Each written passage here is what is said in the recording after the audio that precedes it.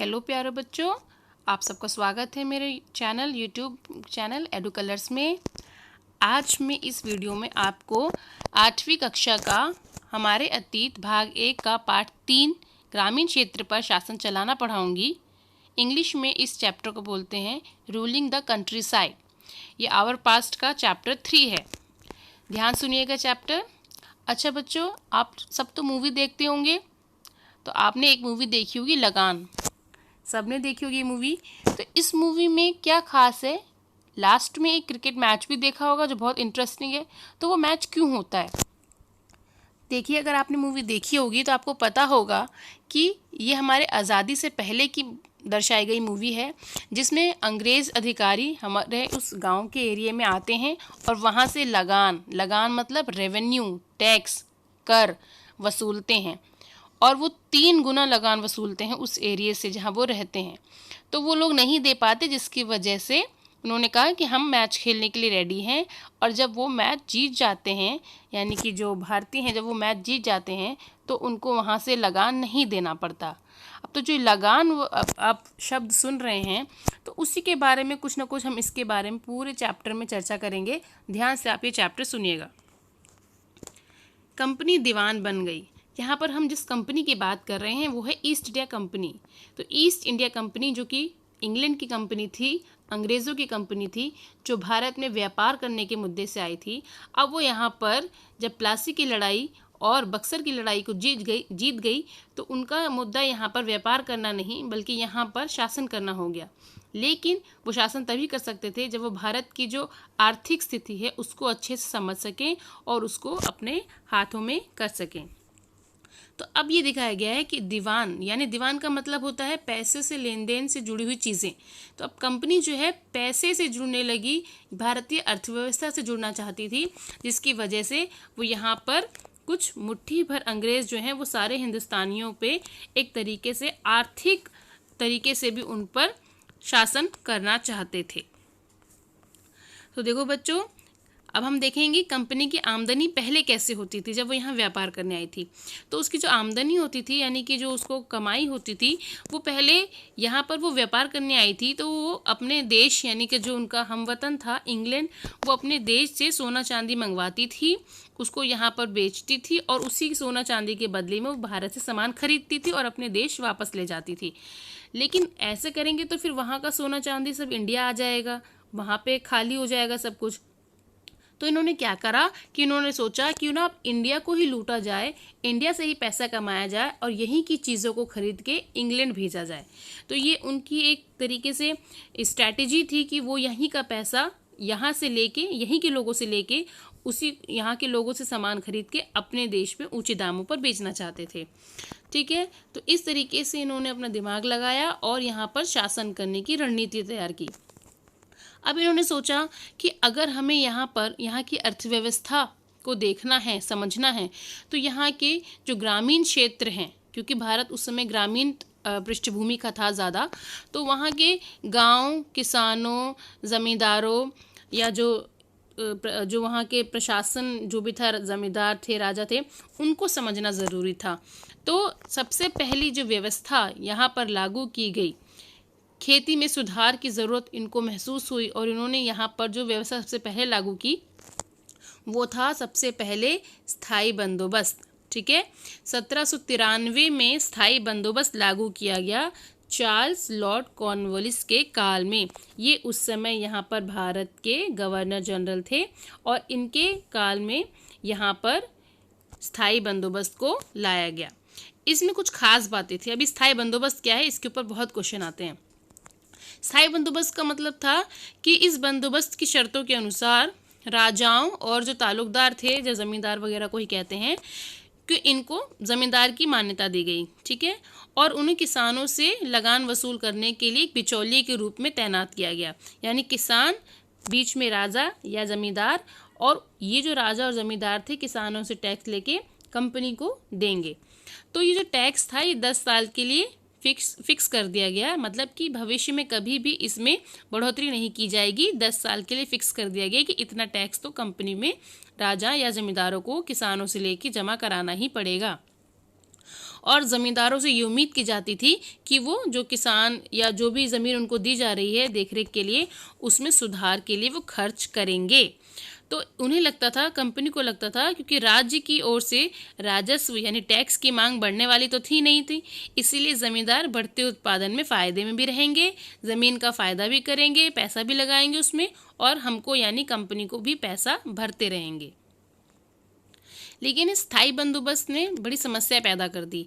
क्या समस्या पैदा कर दी कि जो ज़मींदार थे वो ज़मीन में सुधार के लिए खर्चा ही नहीं कर रहे थे, क्योंकि कंपनी ने 10 साल के लिए टैक्स इतना ज़्यादा बढ़ा दिया था कि वो टैक्स जमा करते करते ही, चुकाते चुकाते ही ज़मींदारों की खुद की ज़मीन बिक गई, लेकिन वो टैक्स जमा नहीं कर पाए। तो जब उनके पास खुद के लिए पैसा नहीं बचा तो वो ज़मीन पे सुधार का खर्चा कहाँ से करेंगे। और दूसरा पॉइंट ये कि जो किसान थे उनको भी ऐसा लगता था कि ये जो व्यवस्था है स्थायी बंदोबस्त, ये बहुत ही शोषणकारी है, दमनकारी है, इससे लोगों का एक्सप्लॉयटेशन हो रहा है। और जो किसान थे वो उन्होंने कहा कि इससे हम सुरक्षित नहीं हैं, और लगान चुकाने के लिए अक्सर जो हमें कर्जा लेना पड़ता है, तो ये व्यवस्था अच्छी नहीं है, इससे हमें बहुत दिक्कत परेशानी है। इसी के आगे एक और नई व्यवस्था को लागू किया गया। ये नई व्यवस्था कौन सी थी? ये नई व्यवस्था थी महालवाड़ी व्यवस्था। इसे कहाँ लागू किया गया था? इसे बंगाल प्रेसिडेंसी के उत्तर पश्चिमी प्रांतों में, यानी कि जो आज का जो उत्तर प्रदेश है, ये सारा इलाका वहाँ का आएगा, वहाँ पे ये व्यवस्था हॉल्ट मैकेंजी ने लागू नामक एक अंग्रेज था, इन्होंने व्यवस्था लागू की थी, जो 1822 में इसको लागू किया गया था।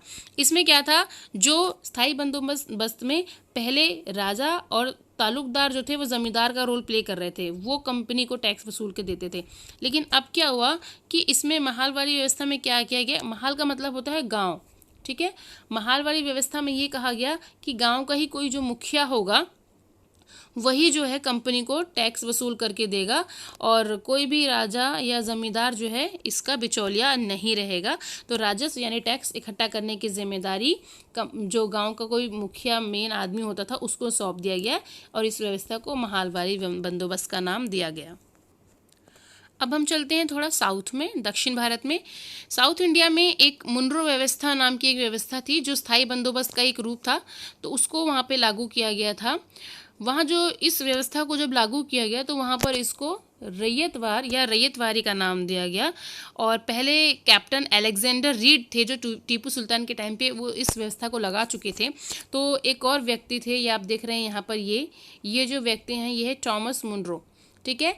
टॉमस मुनरो ने इस व्यवस्था को मद्रास में यानी साउथ इंडिया में लागू किया था, और धीरे धीरे पूरे साउथ इंडिया में फैल गई थी। और इसमें रैयत का मतलब होता है किसान, ठीक है। तो अब ना कोई राजा ज़मींदार ना ही कोई मुखिया, अब सीधे जो है किसानों से कांटेक्ट किया गया, सीधे किसानों से ही टैक्स वसूलने का काम शुरू किया गया। क्योंकि मुनरो को लगता था कि अंग्रेज़ जो हैं वो एक पिता के समान है, और किसानों को उनकी रक्षा करनी चाहिए, यानी कि जो अंग्रेज़ हैं वो किसानों के भले के बारे में सोचेंगे, उनकी रक्षा करेंगे, क्योंकि अंग्रेज़ पिता के समान है। और इस तरीके से सीधे कंपनी और किसानों के बीच में व्यवस्था लागू की गई। अच्छा, इसमें भी सब कुछ ठीक नहीं था, इसमें भी कुछ परेशानियां थी। इसमें क्या परेशानी थी कि इसमें भी जो राजस्व था बहुत ज़्यादा तय कर दिया गया था, और किसान इस राजस्व यानी टैक्स को चुका नहीं पा रहे थे। किसान गांव से भाग रहे थे, और बहुत सारे क्षेत्रों में गांव वीरान हो गए थे। ऐसी कोई व्यवस्था नहीं आ पा रही थी जिसकी वजह से ईस्ट इंडिया कंपनी ठीक तरीके से किसानों से टैक्स वसूल कर पाए। अब हम आते हैं यूरोप के लिए फसलें। देखिए यहाँ पर भारत में यूरोप के लिए बहुत सारी फसलें उगाई गई। आप देखेंगे यहाँ पर 150 सालों तक अंग्रेज़ों ने भारत के अलग अलग क्षेत्रों में फसल उगाने के लिए किसानों को मजबूर किया गया। जैसे कि बंगाल में पटसन उगाने के लिए, असम में चाय, और संयुक्त प्रांत यानी कि जो उत्तर प्रदेश है वहाँ गन्ना, पंजाब में गेहूं, महाराष्ट्र व पंजाब में कपास, और मद्रास में चावल उगाने के लिए अंग्रेज़ों ने भारतीय किसानों को विवश किया, परेशान किया। अब हम पढ़ेंगे नील के इतिहास के बारे में, यानी नील की खेती के इतिहास के बारे में। देखिए ये वाला जो आप कपड़ा देख रहे हैं, ये कपड़ा भारतीय नील का है, ठीक है। यहाँ के भारतीय कारीगरों ने इसको तैयार किया है। और ये जो कपड़ा है, ये जो आप प्रिंट देख रहे हैं, ये ब्रिटेन के प्रसिद्ध एक कवि और कलाकार थे विलियम मॉरिस, उनके द्वारा ये फूल छापे गए हैं। और इन दोनों में एक ही बात समान है, क्या डाई यानी गहरा नीला रंग जो है इन दोनों में कॉमन है। तो ये जो गहरा नीला रंग है इस समय लोगों को बहुत पसंद आ रहा था। वो चाहते थे कि हमारे कपड़ों में डाई किया जाए, नीला रंग किया जाए, जिससे कि वो और चमकदार और सुंदर दिखे। अब क्या हुआ कि जो भारतीय नील था उसकी विदेशों में बहुत मांग हो गई थी। देखिए, भारतीय कपड़ों की भी बहुत मांग थी और भारतीय नील की बहुत मांग थी। तो क्या हुआ कि जो भारत से नील है वो जाता था यूरोपीय बाज़ारों में, उसकी बहुत मांग थी। पहले तो थोड़ा सा जाता था क्योंकि यूरोप में एक वोड नाम का एक पौधा था, उस पौधे को उगाया जाता था, वो भी नील की तरह ही काम करता था। लेकिन वो कपड़ों में नील की तरह जैसे भारतीय नील था बहुत अच्छे चमकदार उजाला देता था। तो जो वोड नामक पौधा था ये कम उजाला देता था, बेजान सा लगता था। तो यूरोप में ये वाला जो पौधा है, जो वोड पौधा है, इसको उगाया जाता था। तो जो वहाँ के व्यापारी थे वो कहते थे कि भारतीय नील को ब्रिटेन या यूरोप के बाज़ारों में मत आने दो, वरना उनका ये वोट जो पौधा है या जो वोट वो अपने कपड़ों में डाई कर रहे हैं इसको कोई खरीदेगा नहीं। तो इस वजह से लेकिन धीरे धीरे करके वहाँ के लोगों के द्वारा और भी बहुत चीज़ों के द्वारा भारतीय नील जो है वो उसकी जो पहुँच है वो यूरोपीय बाज़ारों में हो गई और काफ़ी तेज़ी से भारतीय नील की जो मांग है वो यूरोप के बाज़ारों में फैलने लगी, डिमांड होने लगी कि उनको भारतीय नील ही चाहिए। इसके अलावा बहुत सारे साउथ अमेरिका के भी बहुत से देश थे जहाँ पर ये जो नील है इसकी खेती की जा रही थी। बहुत सारे हमें देखते हैं हम इन बहुत सारे भागों में नील की खेती जो है वो शुरू हो चुकी थी इंडिया के अलावा। अब जो साउथ अमेरिका के यानी कि जो ब्राज़ील, अमेरिका, वेस्ट इंडीज़ के एरिया में बागानों में जो नील की खेती हो रही थी उसमें कमी आ गई, जिसकी वजह से यूरोपीय बाज़ारों में नील जो है वहाँ से कम पड़ गया। अब उनको लगा कि जब साउथ अमेरिका के देशों से यूरोपीय बाज़ारों में नील कम आ रहा है तो उन्होंने भारतीय नील की तरफ वो आकर्षित हुए कि एक तरफ से नील अगर बंद हो चुका है तो हम भारत से अब अपनी सप्लाई को पूरा करेंगे और भारत से नील मंगाने की जो जद्दोजहद थी वो शुरू हो गई। अब भारत में जो ब्रिटेन की जो बढ़ती दिलचस्पी थी क्योंकि भाई यहाँ से नील ले जाकर यूरोपीय बाज़ारों में बेचना था, तो यहाँ पर भारत ने वो चाहते थे अंग्रेज़ की ज़्यादा से ज़्यादा नील की खेती जो है वो की जाए और बंगाल में नील की खेती का जो विस्तार है वो तेज़ी से फैलने लगा। जो पहले भारत का जो नील था वो सिर्फ 30% जो था वो भेजा जाता था दुनिया के बाज़ारों में या ब्रिटेन में, वो 1810 में आते आते 95% हो चुका था। यानी कि कितना नील जो है सोचो वो इंडिया से ब्रिटेन और यूरोपीय बाज़ारों में या दुनिया के बाज़ारों में जा रहा है। अब हम आते हैं कि नील की खेती जब इंडिया में होने लगी बड़े स्तर पर तो वो किस तरीके से होती थी। तो नील की खेती दो तरीके से होती थी, पहली है निज और रैयती। ठीक है, अब निज खेती में क्या होता था मैं आपको बताती हूँ। निज की जो खेती होती थी वो बागान मालिक अपने ही ज़मीन पर करवाते थे और वो उनकी जो छोटी छोटी भूमि होती थी तो उन पे वो नील की खेती करवाते थे। लेकिन वो चाहते थे कि नील की खेती बड़े बड़े जो भूमि के टुकड़े हैं उस पे हो और सबको एक साथ मिलाकर भूमि का बहुत बड़ा हिस्सा बना लिया जाए और उस पे नील की खेती की जाए ताकि ज़्यादा से ज़्यादा नील अवेलेबल हो सके। लेकिन ये जो नील की खेती है जिस ज़मीन पर होती थी वो बहुत उपजाऊ होनी चाहिए और जब उस पर नील की खेती होती थी तो वो सारी जो नील का जो पौधा है वो सारा उपजाऊपन अपने अंदर ले लेता था और उस ज़मीन को बंजर छोड़ देता था। यानी कि उस ज़मीन पर आप आगे और धान या किसी अन्य अनाज की खेती नहीं कर सकते थे, उस पर नील की खेती ही की जा सकती थी, जिसकी वजह से भारत की ज़्यादातर जो ज़मीन है वो ख़राब होती जा रही थी। इसके अलावा जो वो चाहते थे कि बड़े बड़े ज़मीन के टुकड़ों पर खेती हो, बागान मालिक चाहते थे। तो जब वहाँ के वो बड़े बड़े बागान हासिल करने लगे तो जो वहाँ पे लोग रहते थे, आबादी वाले लोग जो रहते थे, तो उन लोगों को वहाँ से हटाया गया जिससे कि बागान मालिकों और वहाँ के निवासियों के बीच में टकराव उत्पन्न हो गए। लेकिन ये जो निज खेती थी इससे समस्याएं उत्पन्न होने लगी क्योंकि निज खेती से एक तो टकराव भी होने लगा, दूसरा हल और बैलों की बहुत ज़रूरत पड़ती थी। 1 बीघा जो ज़मीन होती थी उस पर नील की खेती के लिए 2 हल चाहिए थे। यानी कि अगर 1000 बीघा है तो कम से कम 2000 हलों की ज़रूरत पड़ती थी। तो इतने हल और ख़रीदना और बैलों को रख रखाव आसान बात नहीं थी, जिसकी वजह से इन बागान मालिकों को ये हल और बैल जो है वो नहीं मिल पाते थे, जिसकी वजह से इस नील की खेती में रुकावट आने लगी और लोग इसको ऑब्जेक्शन करने लगे। अब आते हैं रैयतों की ज़मीन पर नील की खेती। रैयतों का मतलब है किसान, यानी किसान जब खुद अपनी ही ज़मीन पर खेती करेगा नील की, लेकिन वो अपनी ज़मीन पर क्यों करेगा? तो बगान मालिक क्या करते थे, उनको बोलते थे कि हम आपको कर्जा देंगे, तो आपको हम कम ब्याज पर कर्जा दे देंगे, लेकिन आपको अपनी ज़मीन पर कुछ हिस्से पर नील की खेती करनी पड़ेगी। हम आपको अनाज दे देंगे, मिट्टी दे देंगे, बीज दे देंगे, आपको उस जगह पर नील की खेती करनी पड़ेगी और फिर वो नील हमें देनी पड़ेगी, और फिर अगली बार फिर हम आपको कर्जा देंगे कम ब्याज पर, और आपको फिर नील की खेती करनी पड़ेगी और उगाकर हमें देना पड़ेगा। इस तरीके से जो रैयत हैं वो बगान मालिकों की बात में आ गए और उन्होंने इस व्यवस्था को चालू रखा और रैयत खेती की जाने लगी। ये देखिए यहाँ पर दिखाया जा रहा है कि नील का उत्पादन कैसे होता था। ये औरतें हैं जो काम करती हैं। ये नील को चलाने के लिए हौदी की ज़रूरत पड़ती है, घोल को जो उसको हिलाया जाता है। ये पूरी चीज़ में आप देख सकते हैं इसमें कि नील की खेती किस तरीके से होती थी।